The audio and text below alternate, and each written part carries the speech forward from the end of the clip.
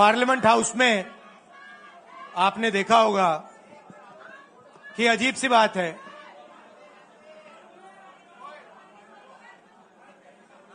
BJP की जो पूरी मूवमेंट थी राम मंदिर की, अयोध्या की मूवमेंट थी। सही बात। शुरुआत अडवाणी जी ने की थी, रथ यात्रा हुई थी, उसमें आपने अडवाणी जी को रथ पे देखा था। कहा जाता है कि नरेंद्र मोदी जी ने उस यात्रा में अडवाणी जी की मदद की थी। इनकी शुरुआत वहां हुई, राइट? ठीक है। रथ यात्रा चली और पार्लियामेंट में मैं सोच रहा था कि उन्होंने राम मंदिर का इनॉग्रेशन किया और राम मंदिर के इनॉग्रेशन में अदानी जी दिख गए, अंबानी जी दिख गए, मगर गरीब व्यक्ति वहां कोई नहीं दिखा। आपने देखा होगा, टीवी पे देखा आपने। अब उसका नतीजा बताता हूं।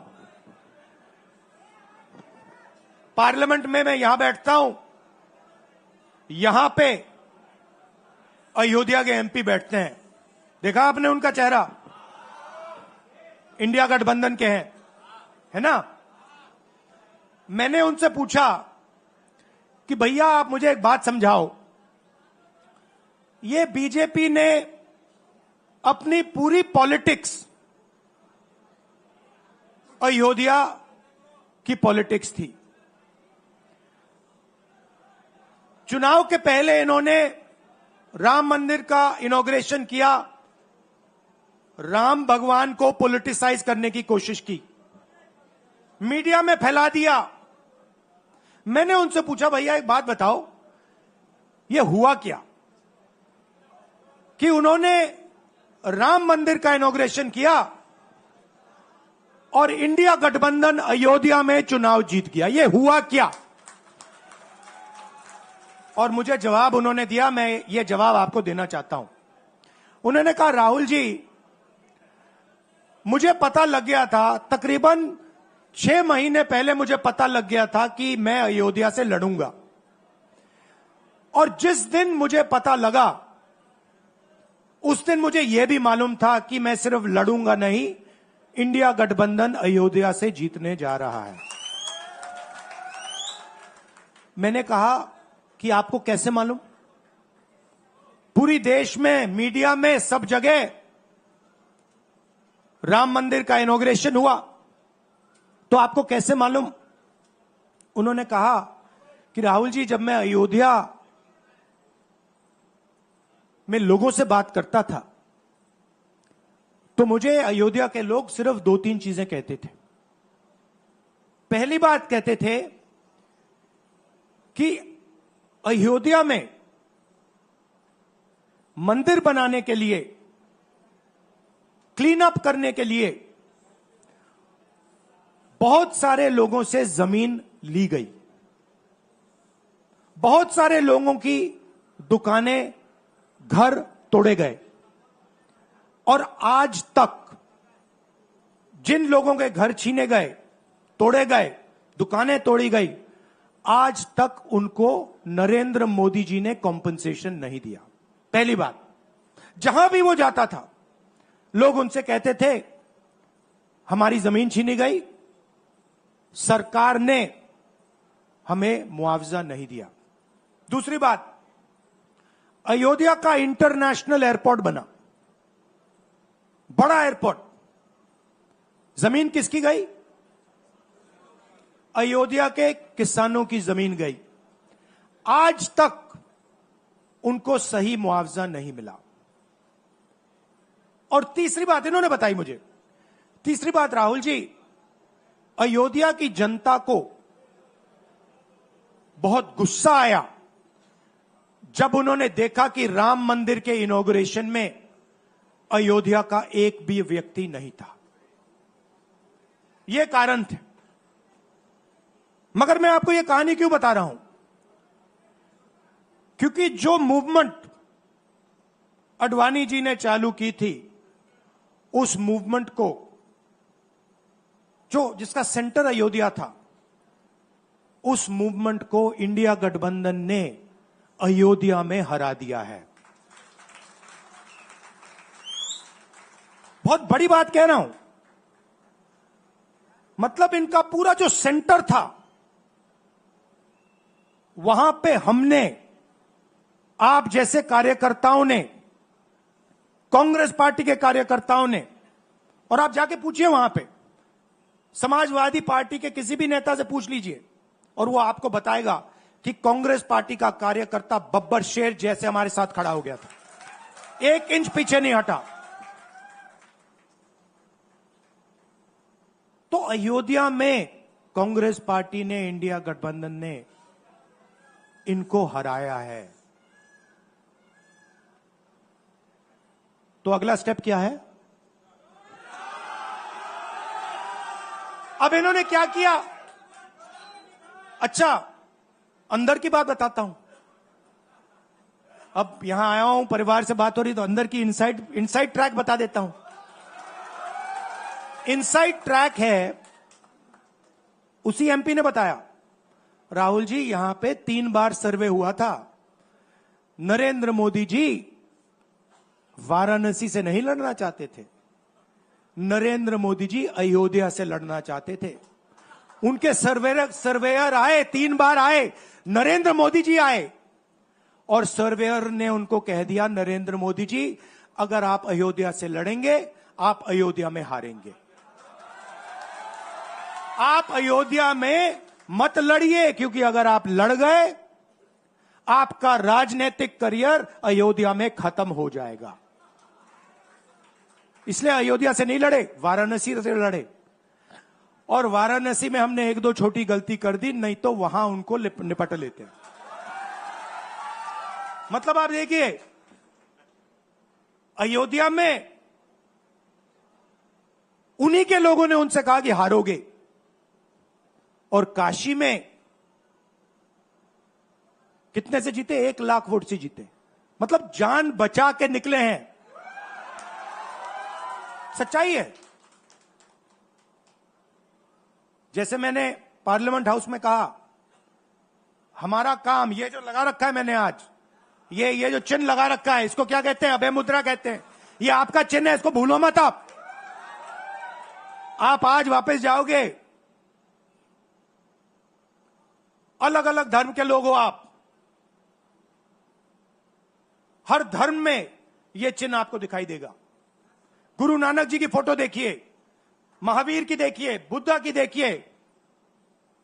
इस्लाम में भी, जैसे मैंने पार्लियामेंट में कहा, दुआ मांगी जाती है, दोनों हाथ से ऐसे मांगी जाती है। आप शिव जी की फोटो देखिए, उसमें आपको यह दिखाई देगा। और इसका मतलब है डरो मत, डराओ मत। और मैं आपसे यहां कहने आया हूं, इन्होंने आपके ऑफिस पे, आपके कार्यकर्ताओं पर आक्रमण किया है। अब आपको डरना नहीं है, डराना नहीं है। इन्होंने हमारे ऑफिस पे धमकाकर, ऑफिस को तोड़कर हमें चैलेंज दिया है। चैलेंज क्या है?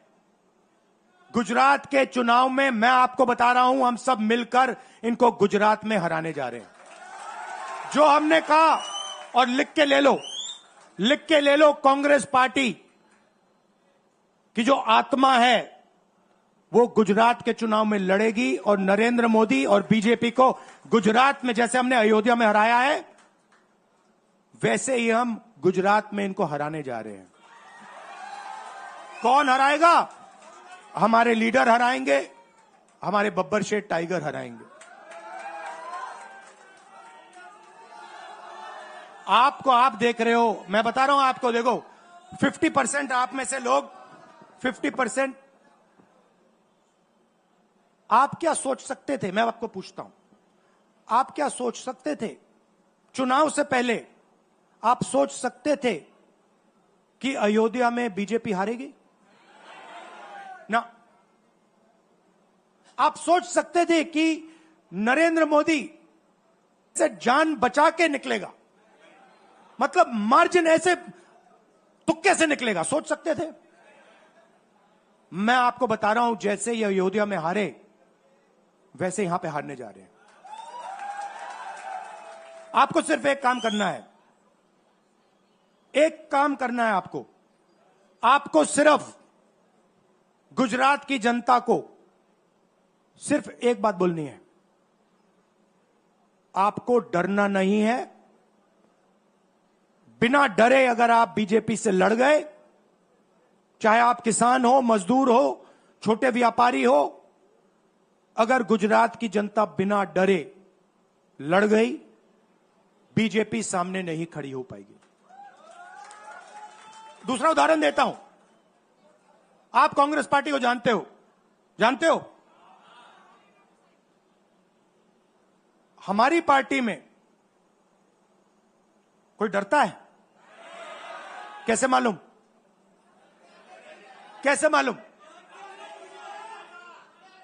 हमारी पार्टी में दिल से बात कर देते हैं। बड़ा सा बड़ा हो, राहुल गांधी हो, हमारे पार्टी के लोग कहते हैं राहुल गांधी, मुझसे कहते हैं, मेरे कमरे में आके कहते हैं, राहुल जी ये जो आपने किया हमें अच्छा नहीं लगा। कहते हैं, मैं बता रहा हूं आपको, और मैं कहता हूं आपने सही बोला, इस बार मैंने ऐसे नहीं करना था, जो आप बोल रहे हो वैसे करना था। हम डरते नहीं है, ना हमारे कार्यकर्ता हमें बोलने से डरते हैं, ना हम अपनी कार्यकर्ता की बात सुनने से डरते हैं, ना हमारा कार्यकर्ता हमसे डरता है। अब देखिए, मैं आपको रियलिटी बता रहा हूं। बीजेपी में नरेंद्र मोदी बैठे हैं, उनकी पूरी टीम बैठी है उनके सामने। मैं आपको इंटरनल बात बता रहा हूं, उनमें से कोई नरेंद्र मोदी को नहीं चाहता, मगर कोई नहीं चाहता, मतलब पूरी लीडरशिप टीम देख लो, आगे बैठी है। मैं बता रहा हूं आपको, अंदर की बात बता रहा हूं, इनसाइड ट्रैक दे रहा हूं, कोई नहीं चाहता, मगर दम नहीं है, डरते हैं।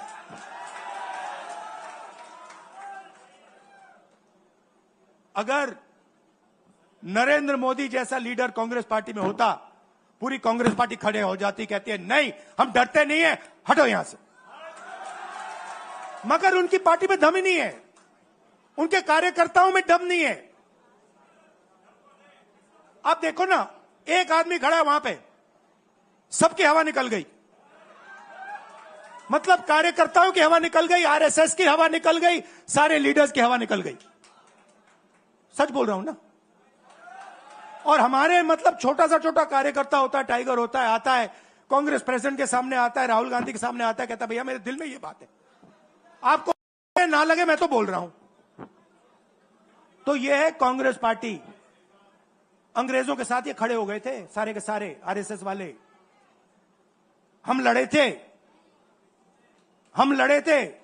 हमने कहा, देश से हमने कहा था डरो मत, डराओ मत, हमने कहा था।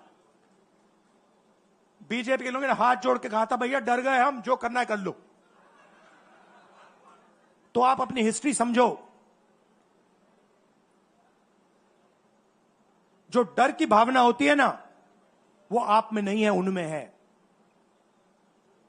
और इसी के कारण मैं आपको बता रहा हूं, कांग्रेस पार्टी गुजरात में जीतेगी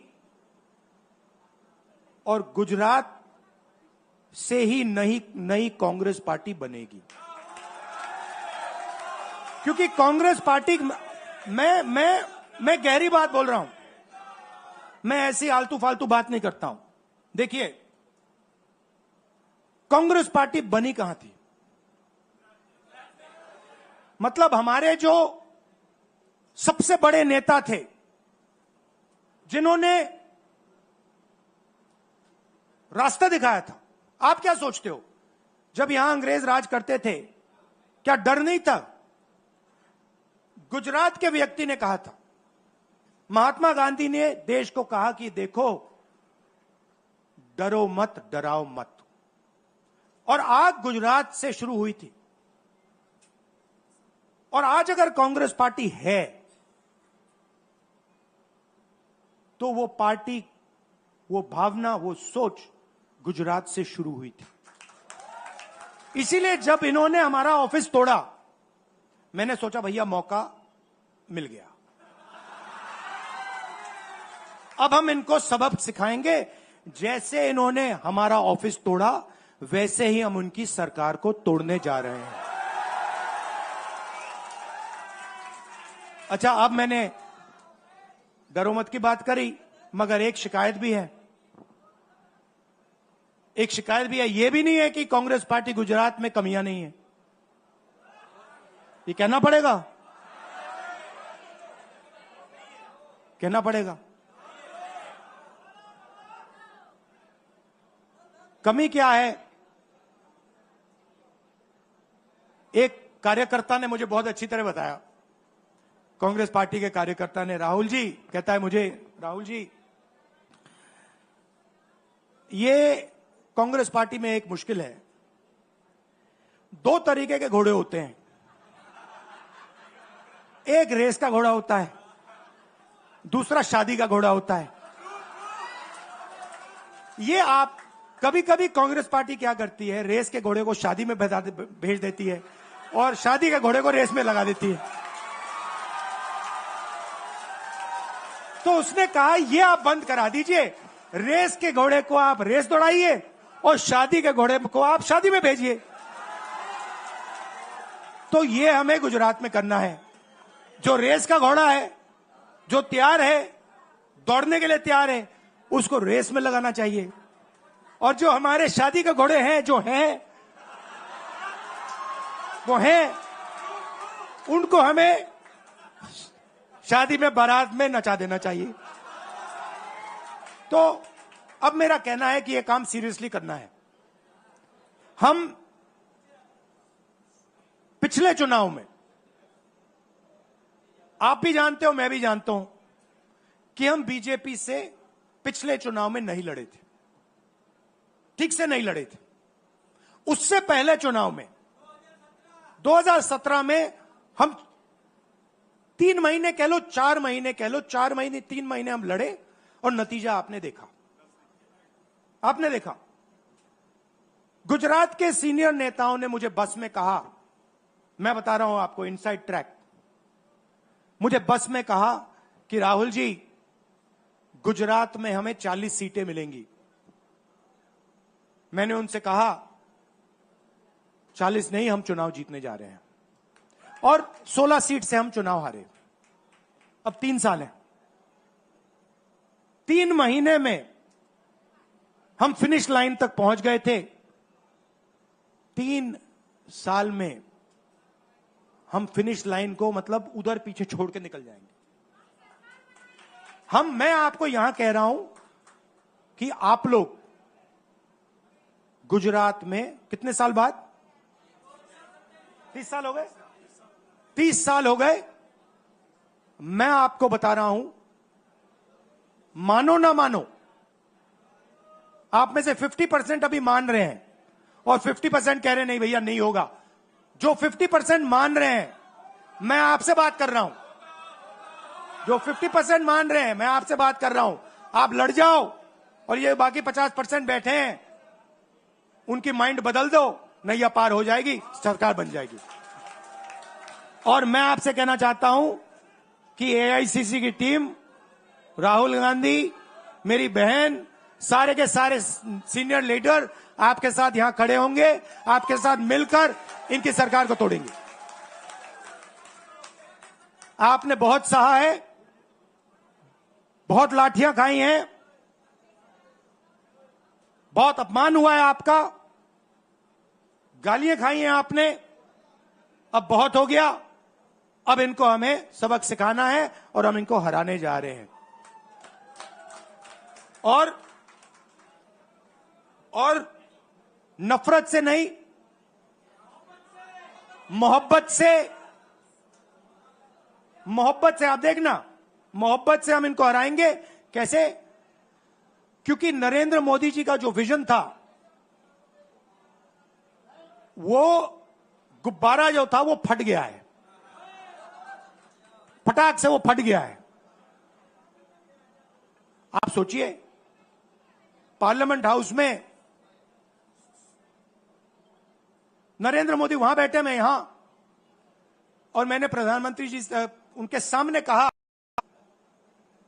कि नरेंद्र मोदी जी, आप एक व्यक्ति भी नहीं कह सकता हूं, पता नहीं आप क्या हैं, क्योंकि आपने ही कहा कि मैं नॉन बायोलॉजिकल हूं, मैं बायोलॉजिकल नहीं हूं, और मेरा सीधा डायरेक्ट कनेक्शन है ईश्वर से। अरे भैया, आपका डायरेक्ट कनेक्शन है ईश्वर से, तो अयोध्या कैसे हार गए? कैसे हार गए? तो हमारे प्रधानमंत्री सोचते हैं कि बाकी सब लोग बायोलॉजिकल, गुजरात की जनता बायोलॉजिकल, गांधी जी बायोलॉजिकल, हिंदुस्तान के किसान मजदूर सब लोग बायोलॉजिकल, और Narendra Modi non biological. Speaker sir ने मुझे कहा, ऐसे मत बोलिए। मैंने कहा, मैं थोड़ी बोल रहा हूं, ये तो प्रधानमंत्री बोल रहे थे, मैं तो उनकी बात कर रहा हूं। स्पीकर बिल्कुल चुप हो गए। बात तो सही है, बात तो सही है, ये राहुल गांधी के शब्द थोड़ी है, ये तो हिंदुस्तान के प्रधानमंत्री के शब्द हैं, नॉन बायोलॉजिकल। अब सोचिए, वो व्यक्ति जो अपने आप को नॉन बायोलॉजिकल समझता है और देश की जनता को बायोलॉजिकल समझता है, कि मतलब मैं यहां और बाकी जनता वहां, वो गुजरात को विजन कैसे दे सकता है?